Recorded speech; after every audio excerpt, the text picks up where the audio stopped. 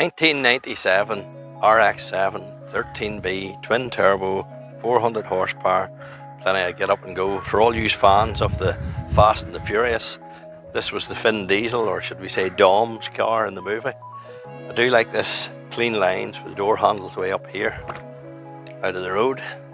Come and take a little look inside the interior. Now I'll have to get in and just pretend I know what I'm doing in here, and there's plenty to see and do. Compared to the RX3, there's a lot more extra in here. You've got 5 dials here, 3 more here, a couple extra bits and pieces.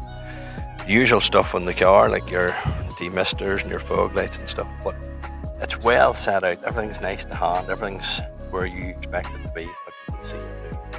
Plenty of gadgets here, your electric windows, mirrors, a lot. Comes with a decent level of equipment, so it does. Really good, well laid out car. For Mazda, this was the big hoorah of the RX-7s. Slightly wider than any one that come before, and handled well with the twin turbo, an absolute beast. Japan's answered everybody else, and it kicked a lot of people's backside, so it did. Very good example. This was an import. As you can see, we'll go around here and take a little look under the bonnet and let you see what all these horses look like.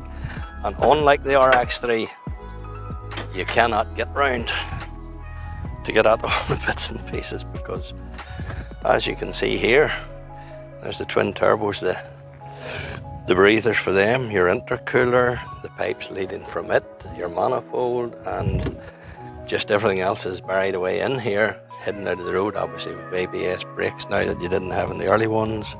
Such a lot of extra things, pop-up lights that you didn't have in the other ones, all this extra equipment, but it makes for one serious toy to play with. What else can you say about that in there? Keep making them, Mazda. Just turn them on to hydrogen and keep them going. Come around and take a nice little look around her. Great lines, great body kit. I do like this little touch here, just to let you know what you're getting into. A lot of cars have it now, but it's nice just to see that. The wheels really do look part in this thing. And from every angle it just does look like a fast car, no doubt about it. And even inside in the boot here, you've got a little bit of space.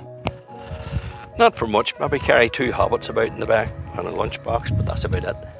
But what else do you need? Look at this angle, it is just, everything's quite sporty looking with it. I suppose then the RX-8 took over.